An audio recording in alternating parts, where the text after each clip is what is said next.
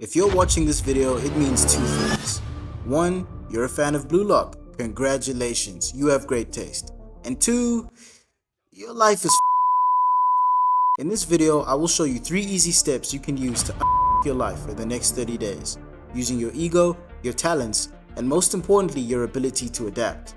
Welcome to The Library, a channel dedicated to creating champions by changing the way you think and see the world. Our mission this year is for our videos to create 1,000 champions and help as many people reach their full potential as possible. My name is Donnie, and if reaching your full potential is something you are into, here are 3 easy steps to your life. Step 1. Lead with your ego. There's a common misconception that in order to push yourself, you need to start out slow, but I disagree. This might sound wild, but if you set your sights too low, or go for a goal that you are guaranteed to reach, you will probably fail. Not because you aren't good enough, but because an easily achievable goal won't force you to evolve. It won't force you to push yourself out of your comfort zone. So you simply won't put the effort in. However, the opposite of this is also true. If you set your sights too high, you won't reach that flow state either, since subconsciously you don't think you can reach such a goal, so you don't even try. The trick is to find that sweet spot and lead with your ego. The way you do this is by setting a goal that will not only challenge you, but will completely change your life if you achieve it. The easiest example to use is the gym. Let's say you're fat and out of shape, and you say that you will be absolutely shredded in the next 3 months.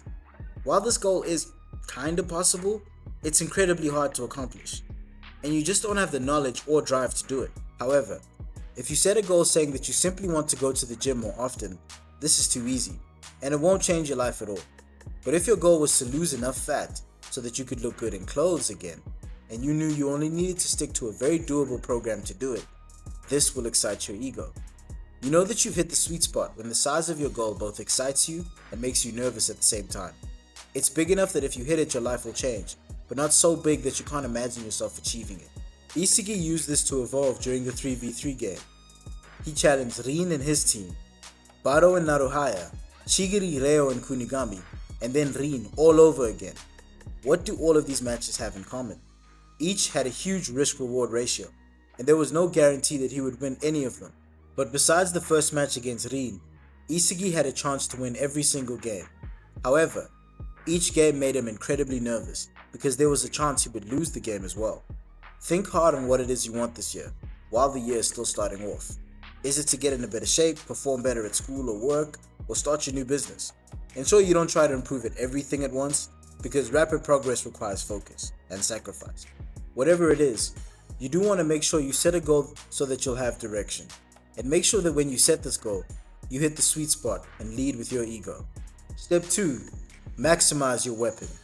Something that's so cool about Isagi, and maybe the thing that makes him kind of relatable, is that he's not a special talent. He doesn't have Baro's shot power, Chigiri's speed, Bachida's dribbling, or Nagi's ball control. In fact, have you noticed that throughout the show, none of his physical skills improve much at all? Of course he gets fitter and stronger thanks to Blue Lock's rigorous training routine, but so does everybody else, so his physical improvements aren't that noticeable. What is noticeable is how rapidly he improves as a player, and this improvement is thanks to the maximization of his weapon.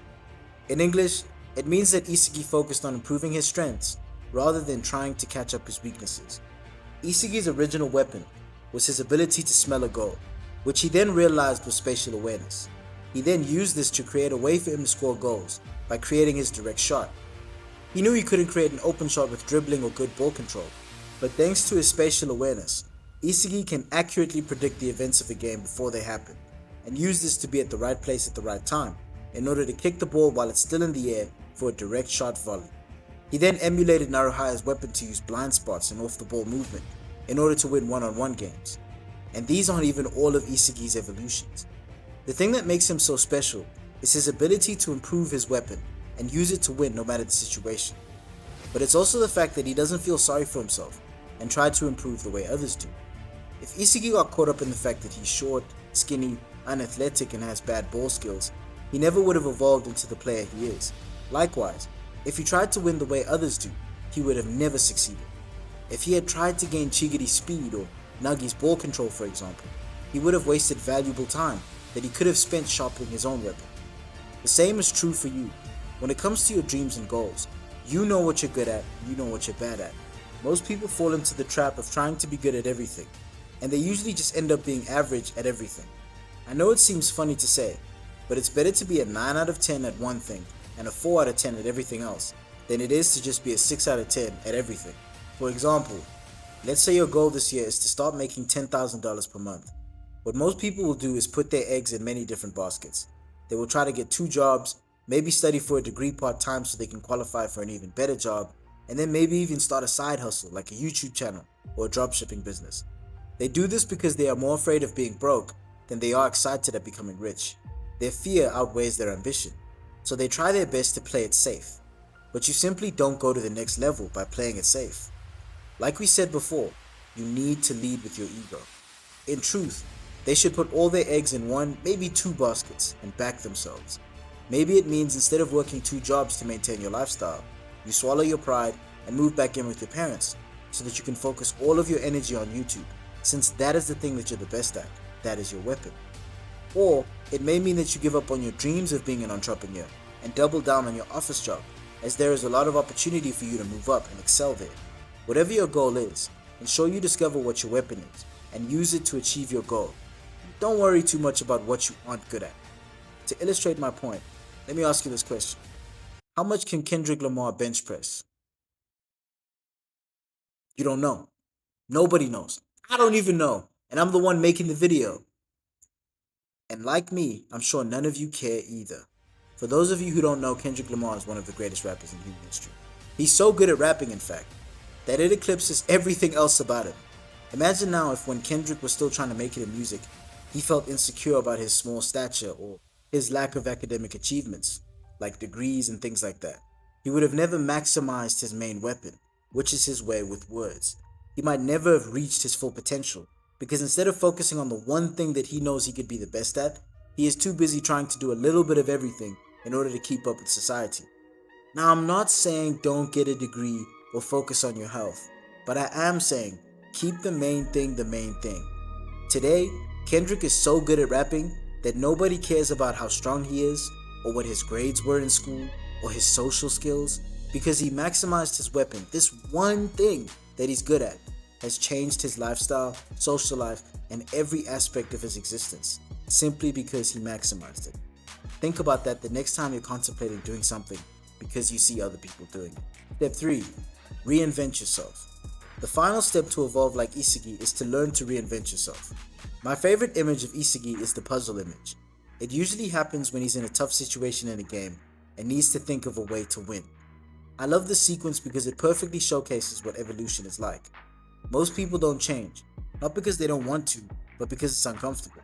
It's uncomfortable because of one weakness: pride. You see, as people, we learn how to do things growing up, and after we are confident in our ability, we don't want to learn anymore. We don't want to go back to school and be students of life again, because our pride doesn't let us.